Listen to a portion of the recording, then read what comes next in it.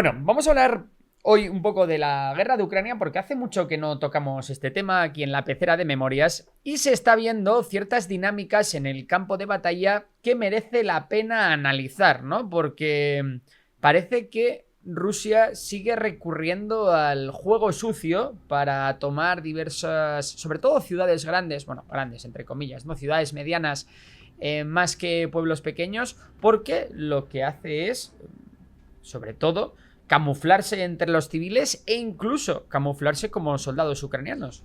Sí, en Ucrania se repite este patrón que tú me dices, es un ciclo y allí las tropas entran en combate urbano sin que las ciudades hayan sido completamente evacuadas. En las últimas semanas, las brigadas que combaten en el este han contado, las brigadas ucranianas, que los rusos se infiltran vestidos de civil, se mezclan con la población local y disparan desde casas aparentemente vacías, usando a los vecinos como escudo. Hay localidades con apenas 700 o 1500 civiles aún dentro, pero su sola presencia hace imposible distinguir entre un residente y un enemigo camuflado. Claro, y ese es el primer gran obstáculo, ¿no? El identificar quiénes son soldados y quiénes no lo son. Y es que cuando el enemigo se disfraza de civil, que por cierto es un crimen de guerra, las reglas del combate pues cambian por completo. Al final los ucranianos no pueden abrir fuego sin más porque, claro, un error puede costar vidas inocentes. Si te está disparando un tío sin uniforme, pues hombre, si te está disparando ya lo sabes, pero hasta que te dispara no sabes si realmente es un inocente o es un soldado ruso, ¿no? Sin embargo, bueno, no actuar significa dejar que el enemigo se mueva impunemente, sobre todo por estas ciudades más grandes, como podemos hablar de Kupiansk, como podemos hablar de Pokrovsk, como seguramente hablaremos de Juliápol en el futuro, como hablamos de Avdiivka y Bakhmut en el pasado, ¿no? En cada ciudad que cae, los relatos de los soldados se parecen mucho. El segundo problema, más allá de identificar a los enemigos, es la falta de evacuación completa antes del combate, ¿no? En Kupiansk, en Pokrovsk, en Konstantinivka, quedan unos pocos miles de civiles que se han negado a abandonar sus ciudades y bueno, esto al final también representa un problema para las fuerzas ucranianas, ¿no? Porque ya los soldados tienen que protegerlos y bueno, y también pues obliga al ejército ucraniano a actuar con ciertas limitaciones, ¿no? Porque una táctica que vimos, por ejemplo, en la batalla de Bakhmut, David, fue lo que hacían los ucranianos eran abandonaban un edificio, lo sembraban de explosivos y lo derruían cuando era el edificio ocupado por soldados rusos. Pues tácticas así no se pueden hacer si hay civiles de por medio. Además, con civiles de por medio, la artillería no puede actuar con libertad. Los drones tienen que ser mucho más cuidadosos a la hora de elegir sus objetivos. Y bueno, pues cada casa puede ser un refugio para civiles, o bien una trampa, o bien un punto de observación para el enemigo. En fin, si esas ciudades hubieran sido vaciadas, bueno, a tiempo sobre todo, claro, la defensa habría sido pues mucho más fácil para los ucranianos. Luego también está el factor humano, y es que en las regiones ocupadas o en primera línea hay redes de informantes y colaboradores.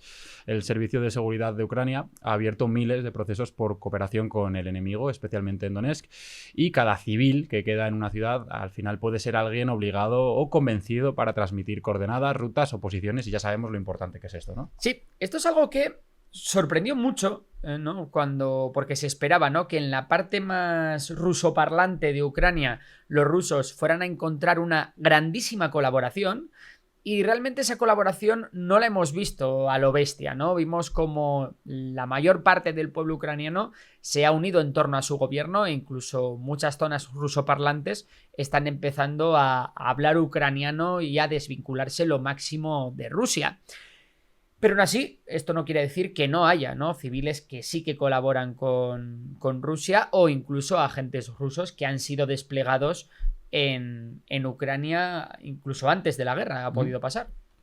Bueno, por cierto, por dar un update de cómo están los frentes, ¿no? Un recordatorio. Sí, bueno, sabemos, ya hemos hablado aquí por activa y por pasiva de la mala situación que atraviesan ahora mismo Kupiansk y Pokrovsk, y ahora a eso hay que sumarle el frente sur de Zaporilla, ¿vale? Porque allí las fuerzas rusas avanzan desde el noreste tras cruzar el río Yanchur y amenazan con rodear Juliápole, que es un enclave bastante estratégico, aunque realmente es un pueblo de 13.000 habitantes. Lo que pasa es que esa zona está tan despoblada que es como pues, la gran localidad que hay en la zona.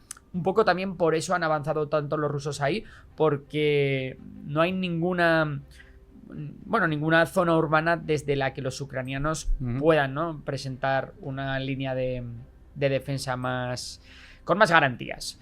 El caso es que en esta zona en torno a Juliapole, en pocos días, los rusos han tomado varias aldeas y han empujado la línea ucraniana varios kilómetros. No parece una derrota total, pero sí un síntoma de que las estructuras defensivas no aguantan, sobre todo cuando el enemigo encuentra un hueco y lo aprovecha, como está siendo este frente entre Juliapole y Velika Novosilka, que se lleva desarrollando así durante los últimos medio año más o menos, y donde los rusos están consiguiendo más avances en kilómetros cuadrados. Lo que pasa que es verdad que como esta zona está despoblada, no hay grandes objetivos estratégicos y por eso, pues bueno, no se le está dando tanto bombo, pero ojito porque puede empezar a ponerse fea la situación. Una cosa muy importante que hay que comentar es que al mismo tiempo que ocurre todo esto, Ucrania está intentando compensar esta presión con producción militar.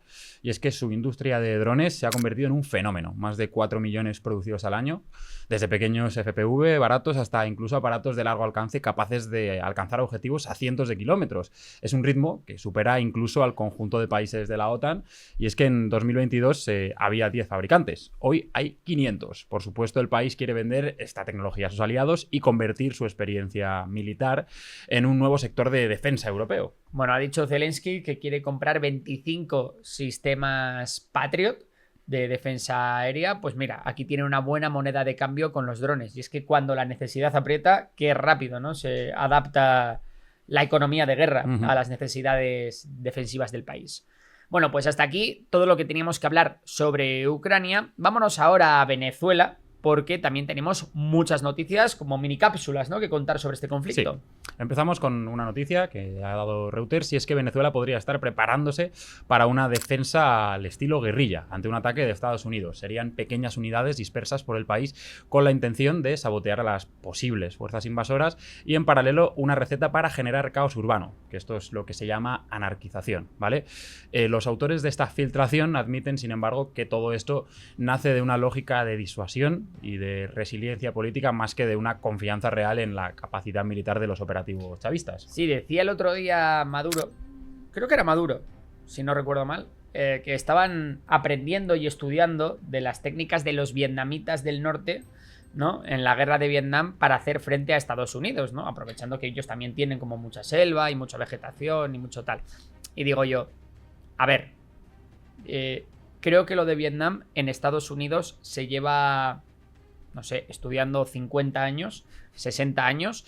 ¿Crees que han aprendido un poco? Creo, ¿no?, que los estadounidenses habrán perfeccionado su doctrina. ¿no? Algo de trauma les quedó, por lo que sea, sí, ¿no? No sé yo si esas técnicas van a funcionar en pleno siglo XXI.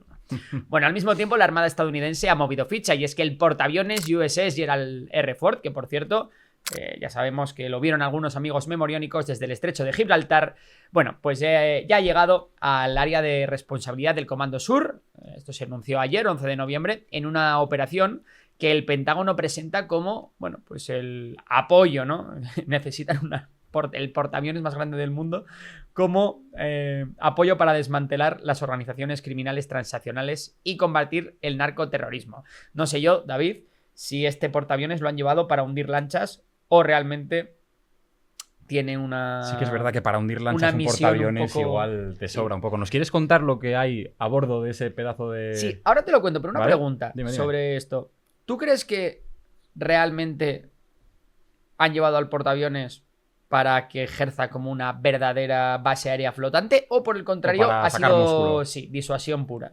¿Qué crees? Pues yo creo que dependerá de lo que ocurra, ¿no? O sea, dependerá de lo que ocurra dentro de Venezuela. Yo creo que lo han llevado para chantar. Sí, para chantar un poco, y si eso no tiene ningún tipo de resultado, ¿no?, pues igual ya lo empiezan a opinar. Me ha venido a la mente el vídeo este viral de cómo era, el que la sacas para...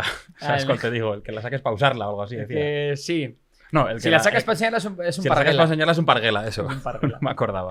Bueno, el portaaviones USS Gerald R. Ford, el mayor del mundo, lleva a bordo una potente flota aérea con cazas F-18 Super Hornet, aviones de guerra electrónica EA-18G, Growler, y aeronaves de alerta temprana E-2D Hawkeye.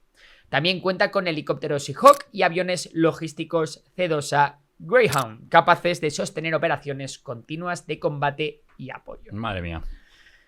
Un angelito. Ya ves. ¿Cuántas toneladas tendrá eso? Tiene que pesar un poco, sí, ¿eh? No lo he mirado, pero serán sus 20.000 toneladas tranquilamente de democracia. Te iba a decir que según el Wall Street Journal, el Pentágono ya ha presentado una lista de bases militares, aeropuertos y laboratorios de cocaína en la Casa Blanca.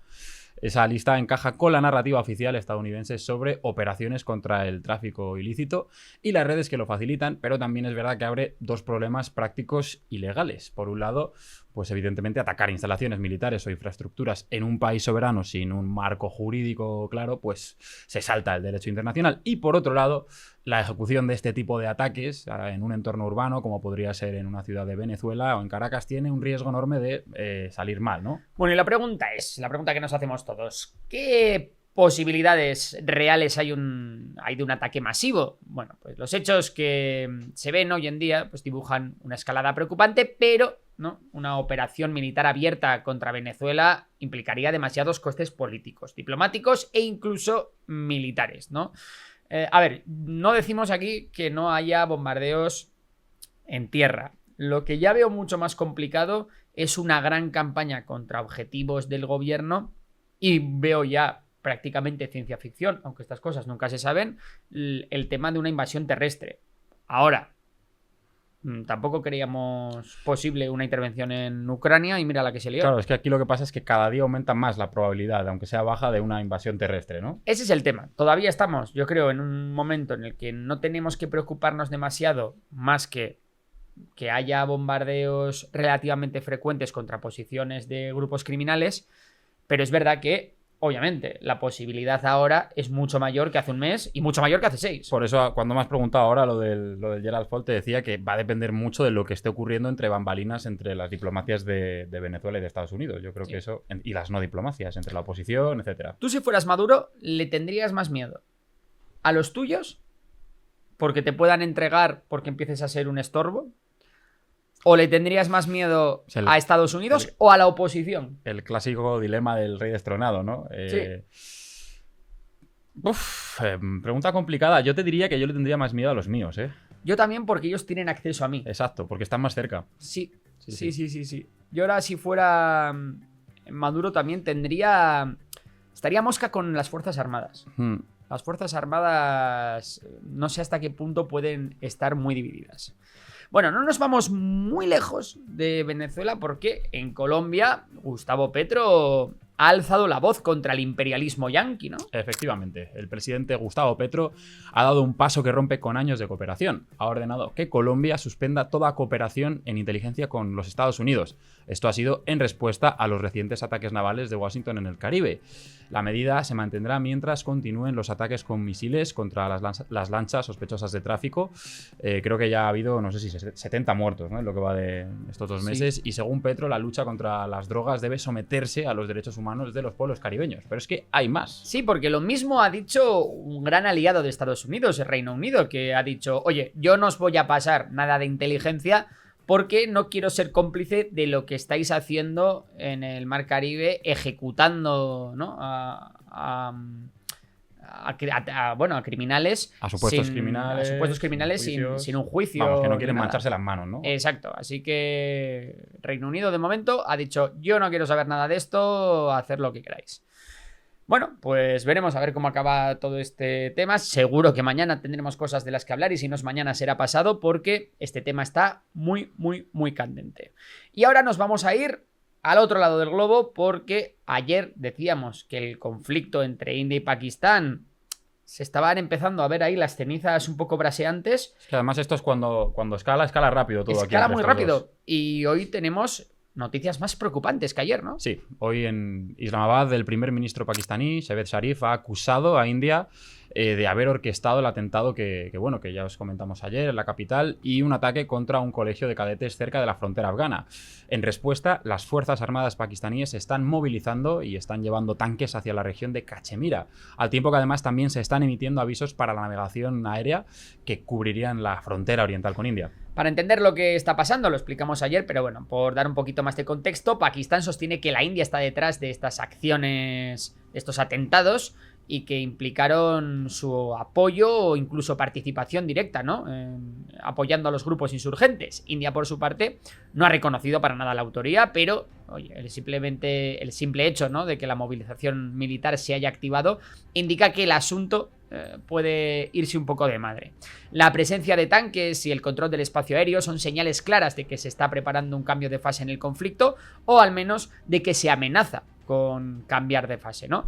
Ya sabéis que este conflicto no es para nada nuevo, lleva años enquistado y vimos al principio de año, pues bueno, una situación bastante complicada en la que hubo incluso bombardeos con misiles balísticos, hubo peleas entre cazas, ¿no?, combates aéreos, y la verdad que esto entre dos potencias nucleares siempre es preocupante. Y bueno, recordamos que aquí se firmó un acuerdo de paz auspiciado por Trump y por otros países de Oriente Medio, y al final, pues, ese alto el fuego puede que haya sido más bien una tregua, ¿no? Sí, he visto castillos de naipes más frágiles que el acuerdo de paz entre India y Pakistán, David, la verdad, no te voy a mentir. Pero bueno, en fin, recordemos, por cierto, que Pakistán ha hecho últimamente amiguitos muy poderosos. Con Arabia Saudí, por ejemplo. Con Arabia Saudí, con Emiratos Árabes Unidos, y a los que les ofreció el paraguas nuclear a cambio de su apoyo financiero, que es justo ahí la pata renqueante de Pakistán, que no tienen un chavo. Bueno, vamos con la última noticia sobre temas así un poco más geopolíticos, y esta vez nos venimos a España porque han salido los datos de población en el país. Efectivamente, y la población de España ha alcanzado un nuevo máximo histórico, unos 49,4 millones de personas, lo que representa un crecimiento de casi medio millón en un año. Este salto demográfico merece algunas explicaciones para entender qué lo está impulsando, ¿no?, y qué implicaciones puede tener. Lo primero, ¿qué está impulsando este crecimiento? ¿Cuáles son? ¿Qué hay detrás, ¿no?, del aumento de población? Porque los hijos de los españoles seguro que no. Eso ya sabemos por lo que sea. No. Pues primordialmente el aumento se atribuye a la inmigración y al saldo migratorio positivo. Es decir, que hay más personas que llegan o al menos se registran como residentes que las que salen. Por ejemplo, los datos indican que la población nacida en el extranjero en España ya supera los 9,8 millones. Estamos hablando de prácticamente un 25% de la población ha nacido en el extranjero, ¿no? Por otro lado, la población nacida en España, ahí sí que estamos en ligero descenso, lo cual refleja una combinación de baja natalidad y el propio envejecimiento de la población, ¿no? Y esto es un patrón clave. Al final, un país con tan pocos nacimientos, pero que ve crecer el total demográfico gracias a la migración, pues puede ser en el futuro, quién sabe, una bomba de relojería. Depende, bueno, cómo se integre a toda esta gente nueva que entra en el país y las políticas que haya para que no ocurra lo que ocurre, por ejemplo, en Francia, ¿no? Ahora bien, ¿por qué es histórico este dato y qué importancias tiene? Bueno, que España supere los 49 millones de personas representa un cambio importante en la tendencia demográfica que parecía que se había estancado durante unos años y que ahora ha vuelto a repuntar con fuerza. Además, este crecimiento nos dice algo sobre la economía española y su capacidad de atraer población, incluso cuando el país tiene uno de los índices de fertilidad más bajos de Europa. Y aquí es donde digo yo, a ver, que venga más gente de fuera supone algún reto, pues porque esa gente tiene que vivir en algún lado, tiene que tener servicios públicos y todo eso al final es un reto para el gobierno actual. Pero también te digo, habla bien de España el que la gente quiera venir y no que la gente se quiera ir. Efectivamente. Así que, por ese lado... Es una buena noticia. Lo único que es cierto que hay que vigilar ciertas cosas, ¿no? Con todo esto que estamos contando. Lo primero es la natalidad. Si sigue bajando estancada, pues el crecimiento migratorio será aún más crítico para mantener la población activa. Es que no lo hemos dicho, pero la inmigración es lo que está salvando un poco al sistema económico español es que es una de las pocas cosas que se pueden hacer decía, ¿no?, que para pagar las pensiones. Ese crecimiento en el PIB tenía mucho que ver con esa fuerza migratoria. Sin duda. Luego el envejecimiento también es un problema, y es que una población mayor requiere más servicios de salud, pensiones, cuidados, lo que tensiona el sistema social en uno de los países con una mayor esperanza de vida del mundo directamente. Y también, por supuesto, la integración e infraestructura, ¿no? Como decías tú, recibir inmigración es una cosa, pero que se pueda integrar, pues es otra muy, muy distinta. Sí, y bueno, pues a mí me parece un buen dato. Me parece un dato interesante, pero lo que te digo, representa un reto que tiene que haber un plan de contingencia ante un aumento más acelerado de la población en los próximos años. Y no hemos hablado de la vivienda, que ya si nos ponemos a hablar de la vivienda. No. Estoy preparando un vídeo, por cierto, sobre vivienda. ¿Vale? ¿De qué? Pues mira, sabemos que los precios están subiendo mucho en la vivienda, ¿no? Entonces se habla mucho de una nueva burbuja, ¿vale?, en la vivienda. Y entonces de lo que va el vídeo es comparar la burbuja de 2008 con la subida de precios burbuja actual y ver qué tienen en común, en qué se diferencian, si una es más peligrosa que la otra, en fin. Bueno, te iba a preguntar, pero ya me veo el vídeo, claro. Yo creo que lo publicaremos el martes de la semana que viene. Venga. ¿Vale? Bueno, dicho esto, hemos acabado ya con la geopolítica. Vamos con la economía porque tenemos ahora la cartera memoriónica con Besto. Vamos al lío.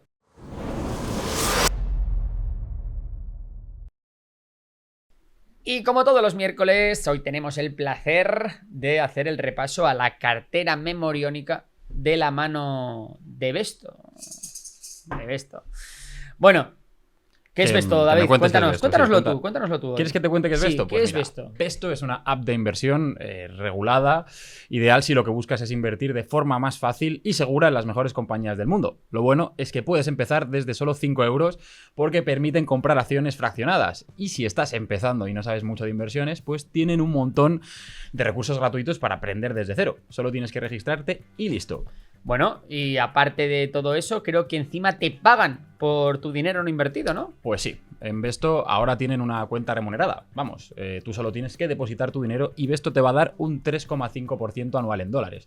El interés se calcula día a día y se paga cada mes. La cuenta no tiene coste de mantenimiento y puedes depositar en ella desde 5 euros hasta 200.000 eurazos. Y una cosa muy importante de Besto que hay que comentar, y que es que diferencia a Besto de su competencia, es el tema de que puedes invertir en colecciones o listas de empresas que han hecho divulgadores o inversores famosos. Y ahí está nuestra ya famosa, célebre, ¿no?, lista de memorias de pez, la cual, por cierto, construimos entre todos en un directo en la pecera. Vale, ¿y qué tal? Cuéntame, ¿cómo ha ido?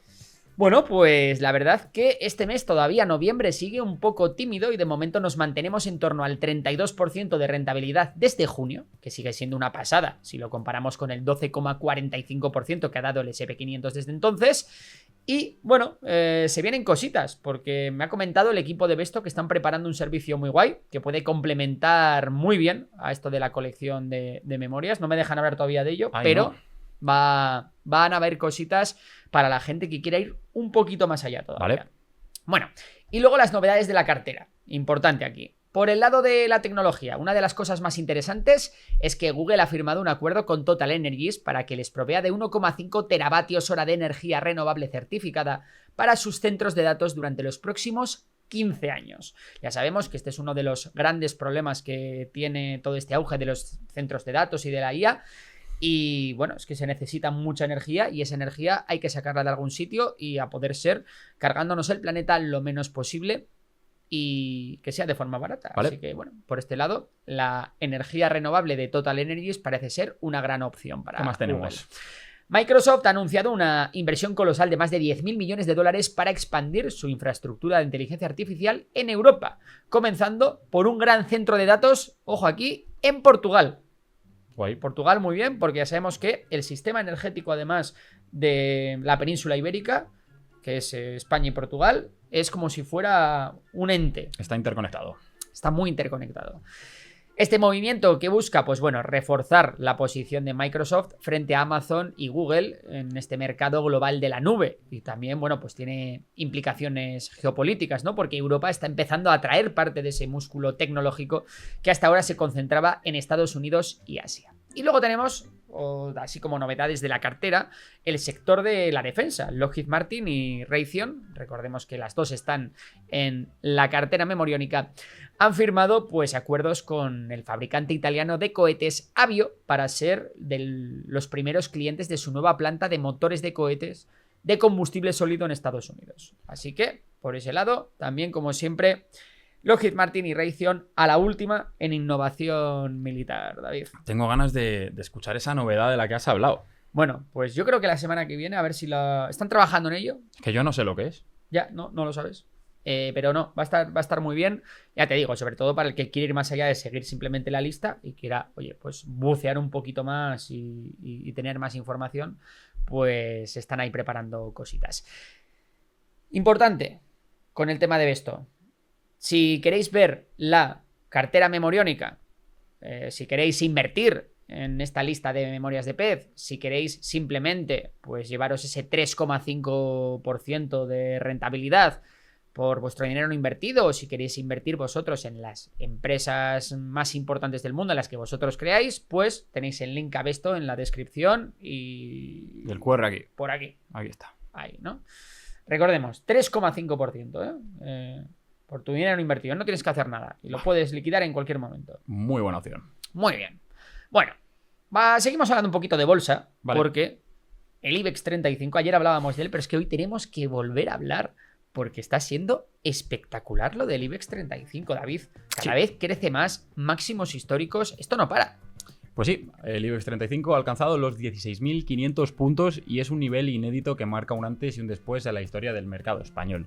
Por primera vez, las 35 empresas del selectivo superan el billón de euros en capitalización bursátil, impulsadas sobre todo por el músculo de la banca y por algunos valores que están firmando un año de subidas históricas. Claro, un dato para poner los pies en el suelo. Hemos dicho 1 billón, ¿no? Tenemos que tener en cuenta que solo Nvidia capitaliza más de 4 billones. Es decir, Nvidia es más grande, es 4 veces más grande que toda la bolsa española junta. Bueno, todo el IBEX 35 junto. Tremendo. Aún así, decir que el índice acumula una ganancia del 42,5% en lo que va de año, y aunque no todos los valores pesan igual, el liderazgo es claro. Inditex, Santander, Iberdrola y BBVA concentran más de la mitad del valor total. Solo Inditex aporta más de 155.000 millones de euros y aunque no está en capitalización. Máximos, de capitalización. Y aunque no están máximos, pues sigue siendo determinante. Sí, la banca además vive su mejor año en décadas. Santander ha duplicado su valor de mercado, mientras que BBVA y, por ejemplo, Unicaja rozan el 100% de revalorización. Lo mismo ocurre con CaixaBank, Sabadell, Bankinter, que completan un cuadro en el que todo el sector avanza más del 80%. Las entidades presentan beneficios récord y el consenso espera todavía un aumento adicional de hasta un 4% en 2026, así que el boom financiero ha convertido al IBEX en una de las bolsas más rentables del año y ha blindado su tendencia alcista. Según los analistas, el índice podría extender su subida hasta los 16.900 puntos, aunque el potencial técnico ya es limitado, ¿no? Ha subido mucho, en algún momento esto tiene que corregir porque no puede seguir subiendo a este ritmo. Aquí decir cosas muy importantes sobre el IBEX 35. Partía de una base menor, porque hasta el COVID, desde el 2008 hasta el COVID, sufrió mucho el IBEX 35 y ahora está recuperando todo ese terreno perdido. Yo creo que también le vino muy bien, muy bien, entre comillas, ¿no? Porque el 2008 para la banca española esa crisis fue durísima, ¿no? Pero entonces fue cuando vinieron desde Europa y empezaron a poner restricciones, a hacer que todo el sector fuera mucho más responsable, y aquello también dejó una huella en las directivas de los grandes bancos españoles, y yo creo que después de, pues ya 15 años haciendo las cosas más o menos bien y siendo mucho más prudentes y responsables de lo que lo eran, ¿no? Durante la burbuja inmobiliaria, pues eso se está empezando a ver ahora, ¿no? Yo creo que va un poco por ahí los tiros, y gracias a ese también proceso de concentración bancaria, pues han conseguido ser mucho más competitivos y empezar por fin a dar buenos resultados a sus accionistas. Pues es una buenísima noticia sobre el crecimiento del IBEX, y tenemos una noticia que creo que no va a ser tan buena para ti. Una cosa que muchas veces se habla de los grandes bancos, esto también es muy importante tenerlo en cuenta, cuando hablamos de hoy, los bancos han tenido grandes beneficios y todos pensamos pues en las grandes familias de España, ¿no? En los dueños de esos bancos, pero también hay que tener en cuenta que el pequeño inversor español, sobre todo pues de la generación baby boom, la generación la X, gente más mayor, ¿no? Claro, es gente que está muy expuesta a este tipo de empresas, porque en su día pues todos tenían pues las Telefónica, las Banco Santander, las BBVA, y entonces hay muchísimos, cientos de miles, seguramente millones de personas en España que tengan acciones de estas empresas. Por tanto, pues esto también es una buena noticia para mucha gente que en su día invirtió en esto, un poco pensando en los dividendos, pero oye, si también se le sube el valor, pues genial. Perdona, vuelve a lo mismo. No, no te quería yo interrumpir con este optimismo, porque es verdad que la noticia que te voy a dar ahora No me gusta nada, creo que te va a picar un poco. Sí, lo Te va sé, a lo picar, sé. Yo lo sé que es Lo algo sé, que... y quiero decir que creo que esta noticia, ya lo voy a decir yo por delante. Venga, Creo que está equivocada en las perspectivas a futuro. Porque creo que todo va a ser mucho más rápido de lo que nos vas a contar ahora. vale, bueno, yo te cuento y luego que cada uno Venga. saque sus conclusiones. La noticia es que la Agencia Internacional de la Energía ha dado un giro bastante grande, un giro radical, y ahora cree que el mundo va a seguir aumentando su consumo de petróleo y gas hasta 2050. Después de años... No dudo del gas, dudo del petróleo. ¿Dudas del petróleo? Sí, Bueno, el gas yo creo que sí, porque todavía vamos a tardar en desterrar. ¿quieres que acabe el la gas. noticia y luego...? Bueno, espera. o- Que en o desterrar quieres gas destriparlo? creo que vamos a tardar porque lo necesitamos para generar energía eléctrica, pero el petróleo me extrañaría mucho que vaya para arriba. Bueno, después de años anunciando que el peak oil demand llegaría antes de que acabase esta década, la agencia admite que fue demasiado optimista con la transición energética y, según su nuevo escenario, la demanda global de crudo crecerá un 13% en los próximos 25 años, impulsada por la lenta adopción del coche eléctrico fuera de China y de Europa. Y esto tiene mucho que ver con países emergentes, ¿no? Como India, como Indonesia o como Brasil, que van a seguir dependiendo del motor de combustión. No sé qué piensas tú de todo esto. Mientras, ahora me cuentas, el gas natural gana peso como sustituto parcial. Bueno, yo lo que pienso de esto es que esos países, efectivamente, India, Brasil, ¿no? Que son países en vías de desarrollo, en los que el consumidor mira mucho el precio de todo, pues son los primeros que van a adoptar el coche eléctrico como han adoptado ya, ¿no? Las motocicletas eléctricas. ¿Por qué? Porque van a mirar el coste, y en cuanto los eléctricos sean más baratos, eficientes y baratos de recargar que los coches de combustión interna, pues allí todo el mundo va a ir en eléctrico, no tengo ninguna duda. Pues esperemos que sea cierto. Pero no porque desde las instituciones se empuje No, a ello, porque va a ser más sino barato. porque va a ser más barato y la gente va a optar por la opción más barata. Vale, el informe recupera un escenario que la AIE había descartado hace 5 años, y es verdad que esto sí que es muy importante comentarlo porque lo hace justo cuando Estados Unidos, que es su principal financiador, vive una etapa de máxima producción petrolera y una administración favorable a los combustibles fósiles. ¿No estaremos insinuando que la llegada de Donald Trump al poder ha podido, de alguna manera, ¿cómo se dice? Influir en las estadísticas de esta Yo agencia? Estoy convencido de que no es así. Seguro que no. Seguro que no, pero bueno, este nuevo enfoque acerca a la agencia a la visión de la OPEP, que siempre ha sostenido que la demanda seguirá creciendo hasta mediados de siglo.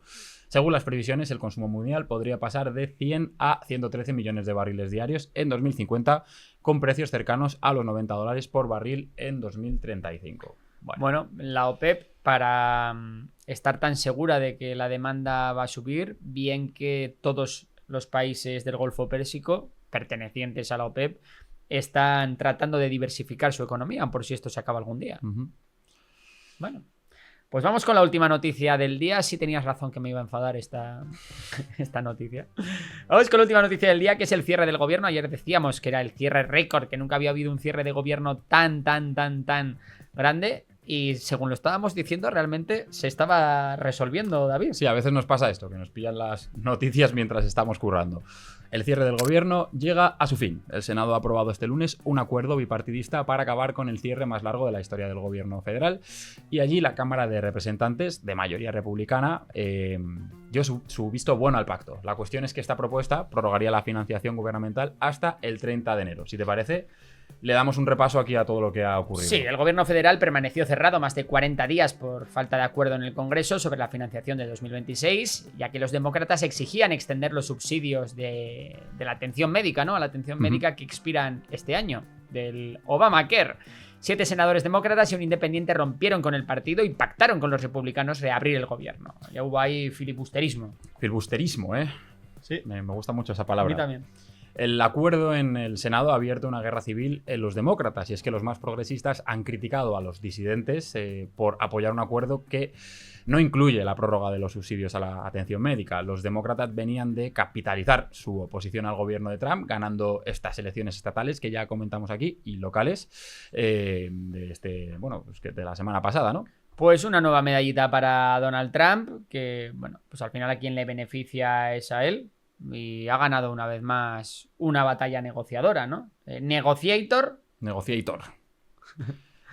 más Arancelator, ¿eh? Arancelator también, pero la verdad que esta vez le ha salido el pulso bien, aunque es verdad que ha causado un poco de desgaste porque hay mucha gente que se ha quedado sin cobrar, en fin. Desde fuera esto lo vemos un poco como no ha pasado nada, pero hay mucha gente que esto lo ha sufrido durante 40 días en un país en el que los ahorros, bueno, pues no están en la cultura, ¿no? Del ciudadano estadounidense. Así que bueno, dicho esto, bueno, pues muchas gracias. Bueno, iba a despedir el programa, pero realmente no, porque nos queda el anzuelo. Pero gracias. la gente que estén en Memorias de Pez, que vaya a la pecera de Memorias a ver el anzuelo. Y lo que sí quería decir, gracias a Besto realmente por patrocinar este programa una vez más. Joder, la verdad que da gusto. Cuando apuestan, la gente, cuando las marcas apuestan por la actualidad, la cultura, da gusto. Totalmente. Ahí la lleva Red Bull. La información financiera, ya, ¿dónde está Red Bull? No. No vaya a ser que un día nos patrocinen. Pero es verdad que, claro, es que Red Bull tira más por el deporte. Bueno, por cosas extremas. Si no hablamos nosotros aquí de cosas extremas. Eso es verdad. Yo creo que Red Bull debería empezar a patrocinar ya un poco también de divulgación. Si no, igual pues me traigo un día una BMX y me pongo aquí a hacer Claro. Podemos hacer como... ¿Sabes los skates estos que van con los dedos? Hacemos eso. Un taller de grafiti. Que nos llamen y hablamos. Venga. O si no... Oye, es una oportunidad perfecta para Monster también. Ah, bueno, claro. Para comerles la tostada a Red Bull. Claro. Monster. Tenemos Monster abajo, tenemos bastante. Es verdad. O sea que somos fieles clientes. Joder. Tú eres un gran consumidor. No, que no nos han pagado todavía. Déjate. Olvídate. Luego está Celsius, ¿eh? Ahora es una nueva bebida. En Estados Unidos lo está petando. No, ni conocía a Celsius. Ha llegado a Reino Unido, creo que Suecia, algún país más. A España todavía no, pero... se habla mucho de ella en los círculos financieros. Hay mucha gente que invierte en Celsius. Vaya. Bueno, pues vamos con el anzuelo.